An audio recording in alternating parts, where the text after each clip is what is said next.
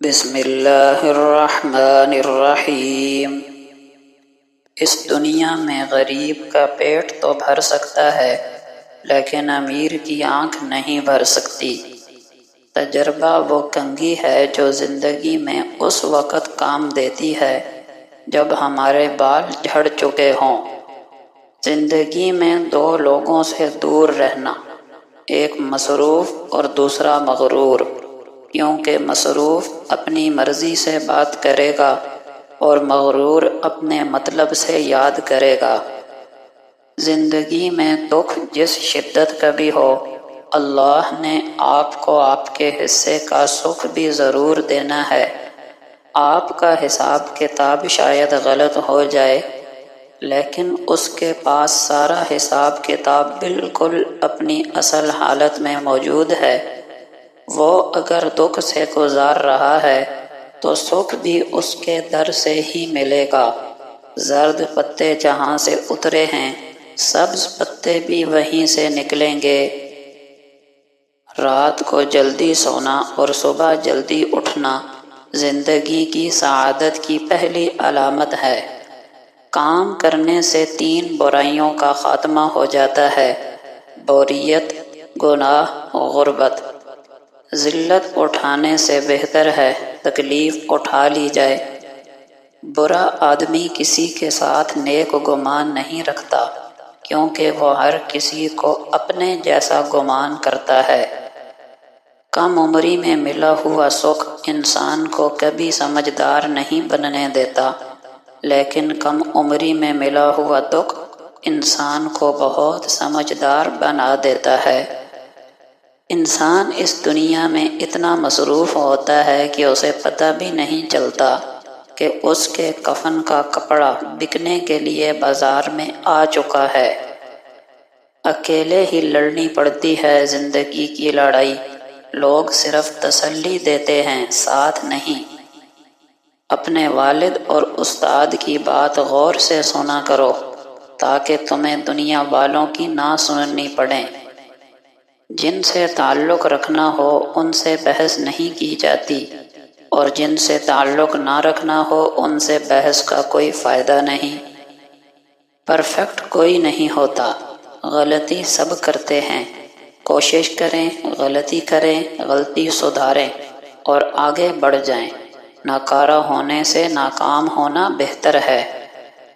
خوبیاں دیکھ کر تو دنیا پیار کرتی ہے، مگر دل میں جگہ بس اسی کو دو جو تمہاری خامیاں جان کر بھی تمہارا ساتھ نہ چھوڑے۔ شام مرتی نہیں تنہا کبھی، ساتھ ایک دن بھی چلا جاتا ہے۔ تم اچھی باتیں پڑھا کرو، اچھی باتیں کرنے کی عادت بھی بن جائے گی۔ ہمارے جانے کے بعد دنیا ویسے ہی قائم رہے گی جیسے ہمارے آنے سے پہلے قائم و دائم تھی۔ جس دن عورت کو یہ بات سمجھ آ گئی کہ مرد کو ٹائم پاس کے لیے کھلے بالوں والی عورت اور زندگی گزارنے کے لیے چادر والی عورت پسند ہے، اس دن سے یہ معاشرہ خود بخود ٹھیک ہو جائے گا۔ برائی کی مثال ایسی ہے جیسے پہاڑ سے اترنا۔ ایک قدم اٹھاؤ تو باقی خود بخود اٹھتے چلے جاتے ہیں، اور اچھائی کی مثال ایسے ہے جیسے پہاڑ پر چڑھنا۔ ہر اگلا قدم پچھلے قدم سے مشکل ہوتا ہے مگر ہر قدم پر بلندی ملتی ہے۔ دل کا بوجھ اللہ کی بارگاہ میں رونے سے ہلکا ہوتا ہے، جہاں نہ ماضی کا تانا ملتا ہے نہ مستقبل کا، صرف رحم و کرم کی چادر سے ڈھانپ دیا جاتا ہے۔ جب خود کو دنیا سے بیزار پاؤ، قرآن اٹھاؤ اور اللہ کے ہو جاؤ۔ اللہ ہماری آخری امید نہیں بلکہ واحد یقین ہے۔ توبہ کی مہلت کا مل جانا بھی اللہ کا بہت بڑا احسان ہے۔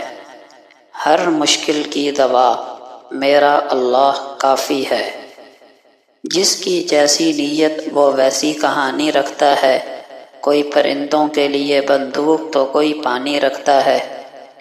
اللہ کو یاد کرو گے تو دلوں میں ٹھنڈک آئے گی، ورنہ سلگتے رہو گے، تڑپتے رہو گے۔ غضب کی دھوپ تھی اپنائیت کے جنگل میں، شجر بہت تھے مگر کوئی سایہ دار نہ تھا۔ 4 چیزیں رزق کھینچ لاتی ہیں: قیام اللیل، رات کے آخری پہر کثرت سے استغفار، پابندی سے صدقہ کرنا، دن کے شروع اور آخر میں اذکار کرنا۔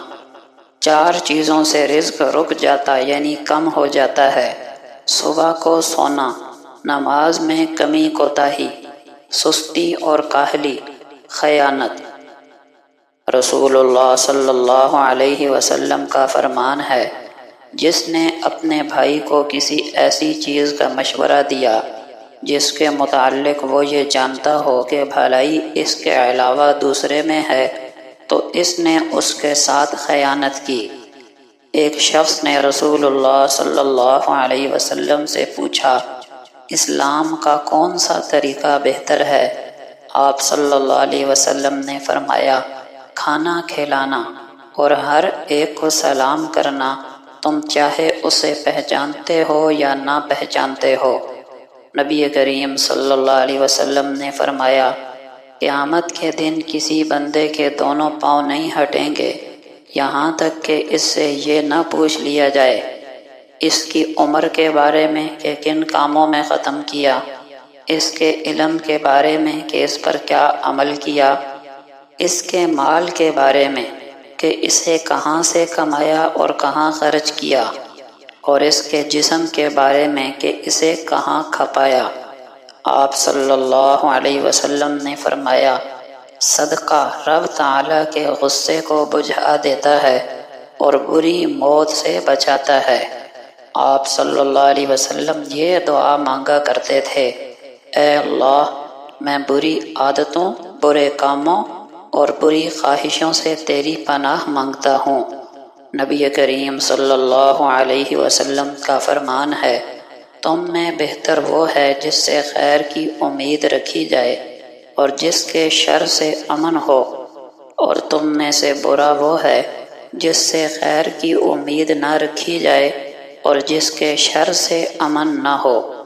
نبی کریم صلی اللہ علیہ وسلم نے فرمایا، تم میں سے کوئی بھی شخص جب تک اپنی نماز والی جگہ پر بیٹھا رہتا ہے جہاں اس نے نماز پڑھی ہو، اور جب تک وہ بے وضو نہیں ہو جاتا یا اٹھ نہیں جاتا، تب تک فرشتے اس کے لیے یہ دعا کرتے رہتے ہیں، اللہم اغفر لہ، اللہم ارحمہ، اے اللہ اسے بخش دے، اے اللہ اس پر رحم فرما۔ نبی کریم صلی اللہ علیہ وسلم کا فرمان ہے، جب آدمی وضو کر کے مسجد میں آتا ہے تو اللہ تعالیٰ اس کے لیے ہر قدم کے بدلے میں 30 نیکیاں لکھ دیتا ہے۔ پھر جب وہ مسجد میں نماز ادا کر کے مسجد میں ہی بیٹھا رہتا ہے تو جب تک وہ واپس نہیں آ جاتا تب تک فرما بردار روزے دار کے مثل ثواب حاصل کرتا رہتا ہے۔